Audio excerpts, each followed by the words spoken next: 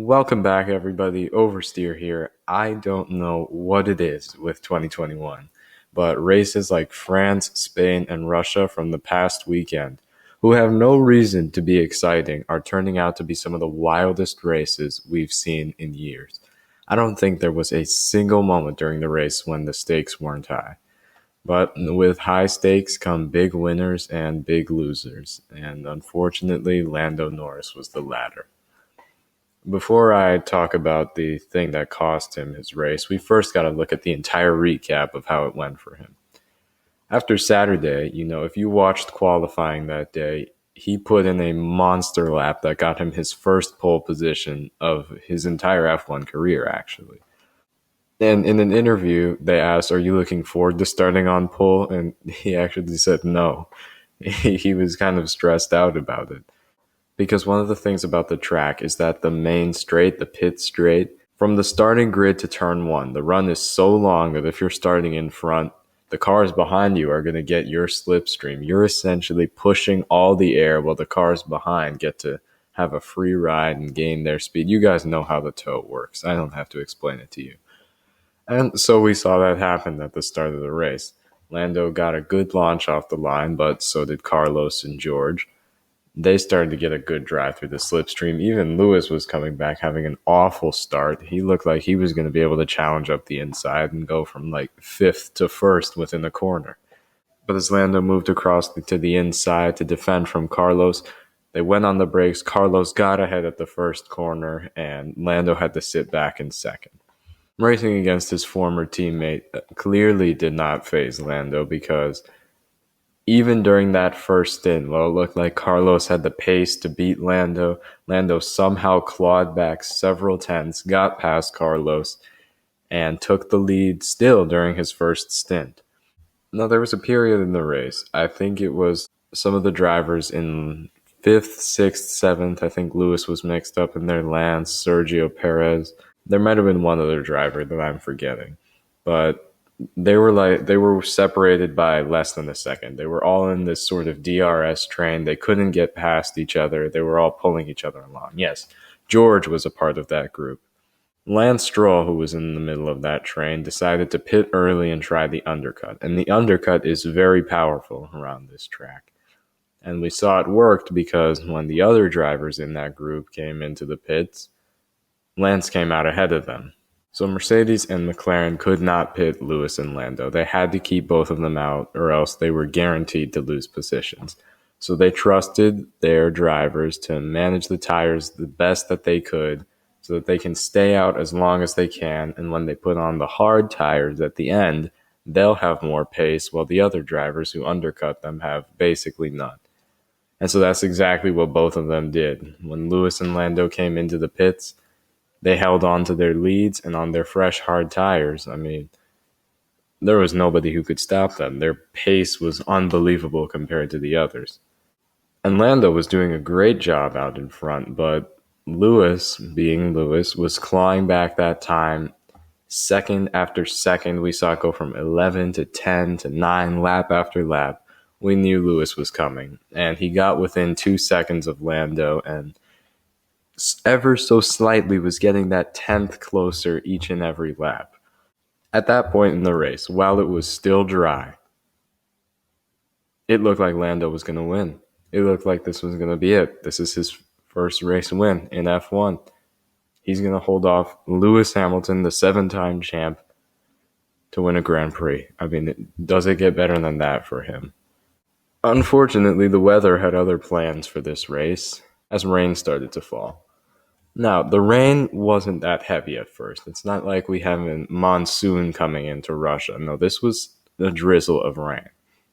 But even when there's just a little bit of standing water on the track, slick tires start to lose their grip significantly. None of the drivers wanted to risk putting on the intermediate tires. But as the rain started to pour more and the drivers started to lose grip on their dry tires, it was clear that they're going to have to come in at some point. And the first one who pulled the trigger was Lewis and Mercedes. Lando decided he was going to stay out on his dry tires. And that was the moment that cost him the race, ladies and gentlemen. Lando was gambling on the rain stopping or decreasing, and he'll still be able to drive home on slicks. The rain didn't stop. The rain didn't even decrease. No, it got worse. Water continued to pour. I mean, you couldn't even see the cars behind another car because the spray was that big coming from the rear tires. And with that much water, like I said, slick tires are going to lose their grip. And unfortunately, that was exactly what happened to Lando. Lewis was 25 seconds behind him. Within a lap and a half, he was already ahead. That was how much time Lando lost by staying out. And even after Lewis passed him, it continued to get worse for him. He lost positions to several other drivers. Eventually, he came home to finish in 7th. I think that's before the penalty. I'm not sure what his position is after. While Lewis went on to win his 100th Grand Prix, and Max, who also pit for intermediates, took 2nd. Now, looking at the race, in hindsight, it's easy to judge because, what do they say? Hindsight's 20/20. We can easily say Lando should have pit. Lewis made the right decision coming in.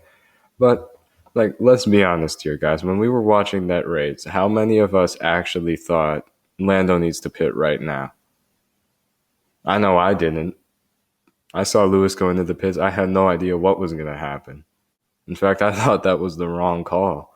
But I think the thing that we really can judge here is that in that moment, while the two drivers, one was battling for their first win, one was battling for their record-breaking 100th, Lewis trusted his team while Lando trusted himself. And from what we see, it's hard to make the right call while you're leading the race. If you guys remember Hungary, you know that picture where Lewis restarted the race all by himself and everyone else came into pit for dry tires? It's very difficult to make the right call. But what drivers have to realize, and what we have to realize, is that the teams can see things that the drivers can't. The drivers feel the track. The teams can see the future. To Lando and Lewis, the track might have felt it's okay to drive in slicks, but to the team, it's not going to be like that for long. And so I feel like that's where Lewis's experience came into play, because he knows that he can handle driving in slightly wet conditions with slicks. I mean, come on, we know who this guy is. But he had to trust his team, and that's what got him the win. And even further, the team can insist for the drivers to come into the pits all they want, which is what they told Lewis and Lando. But in the end, the driver's the one who's turning the wheel. They can tell them to box for 5 laps. The driver can choose when they want to come in. They can completely ignore that message. And so really that's the thing that cost him the race, was that you can't blame him. He wanted that first win. He didn't want to lose it because he played it safe. He wanted to take that risk. But unfortunately, just by trusting his feelings and going for the win, sticking it out, hoping to persevere on those dry tires, he ended up losing more than just first place. So Lando and McLaren have learned a lot this race. I'm disappointed, like most, probably all of you guys, that he didn't get the win today, but I know that he'll come back from this loss and get his first win soon. And everything that it took for him and McLaren to get there will make it better than we ever could have thought. We'll have to wait until the next races to see how he does, but until then, thank you guys so much for watching. If you enjoyed, hit the like button, consider subscribing, and turn on notifications so that you never miss an upload. I'll see you all in the next video. Have a good one.